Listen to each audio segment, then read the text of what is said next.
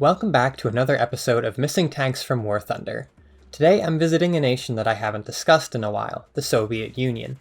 Being the largest tech tree in the game, there's not much from World War II that hasn't been explored, nor do they lack options in almost every BR. Nevertheless, I saw fit to find a handful of interesting choices for extra variety.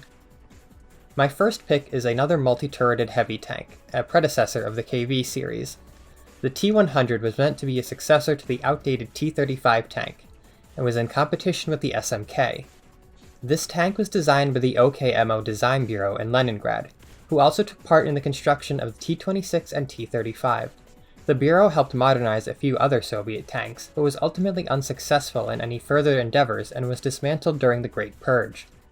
The specifications for the tank were a 5-turret anti-tank gun destroyer that would be immune to 45mm guns and up to 76mm artillery shells.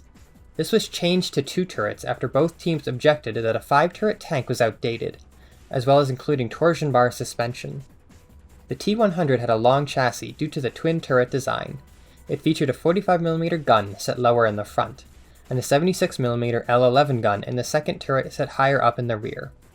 Unlike the SMK, this rear turret had a larger armor profile than a simple skinny neck.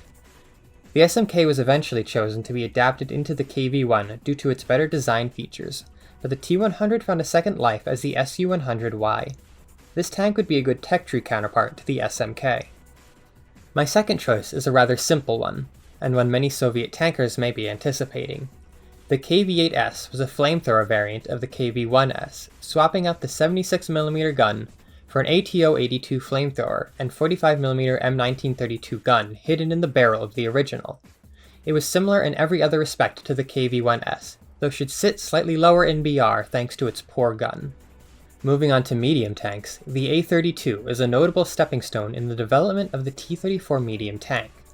After the Battle of Khalkhin Gol, Stalin ordered the creation of a universal tank that would combine the aspects of the T-26 and BT series tanks. Mikhail Koshkin was the man in charge of this new tank, and sought to address the shortcomings displayed in the conflict. He named this new tank A-32 after the 32mm of armor in its front plate. It was armed with a 76mm L-10 gun and a new diesel engine. During field trials at Kubinka, the A-32 was proven to be as mobile as its later competitor, the A-20. After passing its trials, the A-32 was up-armored with a 45mm plate and 76mm L-11 gun as the T-34. The A-32 tank would be a good choice of medium tank at a lower BR than the T-34.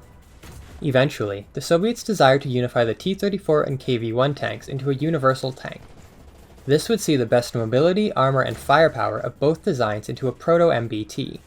While the technology did not exist for this to be fully realized, the Soviets did produce working attempts at realizing this, the first being the T-43 tank. The Uralvagon Zavod Design Bureau designed the first T-43 tank according to specifications in June of 1942. It wasn't until March 1943 that the first prototype was produced, as resources had been diverted to production of more T-34s. The T-43 featured new armor layout and turret design, as well as more space-efficient torsion bar suspension. The turret was able to fit an extra third man inside, increased the armor to 90mm over 70 of the T-34.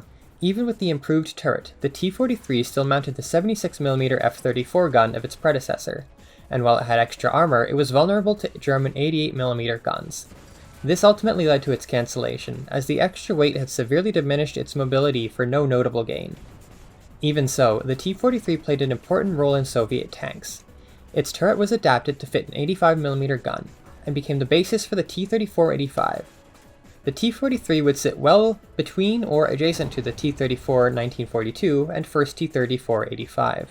My final tank choice, and another interim design, was based off of the other half of the Universal Tank blueprints. The KV-13 was a Chelyabinsk-Kirov plant design for the Universal Tank project, first developed in December 1942. This saw the chassis of a KV-1 redesigned extensively with improved armor and a new 3-man turret. It was still mounted with a 76mm Zis-5 gun of the KV-1. Effectively, this is an IS-1 with a KV-1S turret mounted on top of it. Indeed, this design would form the basis of the original IS tanks, culminating in the IS-2. I believe it would do well after the KV-1S and before the KV-85. These tanks follow many common Soviet design tropes, being small variations or mismatches of existing tanks. This hopefully allows players and developers to have a good idea of their projected performance in-game. If you have other suggestions for tanks, leave a comment with your idea below. To catch the next video in this series, subscribe to the channel and leave a like. Thanks.